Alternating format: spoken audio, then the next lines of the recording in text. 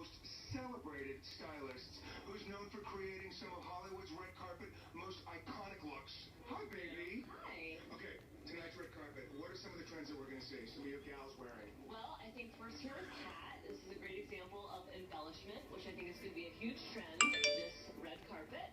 Also, one shoulder. Beth is in the one shoulder, right? Looking gorgeous in Badgie Mishka one shoulder. And then the strapless with Tiffany strapless with a lot of volume and a nice bright pop of color. Okay, and I love that you said Badgie Mishka. Those boys are truly one of my favorite designers and always do it right. Always do it right. No woman's body. Yes. Have a long-standing red carpet history. A legacy is what I would say. So with Tiffany, why is embellishment so important? I think embellishment's just a trend that's just really happening right now.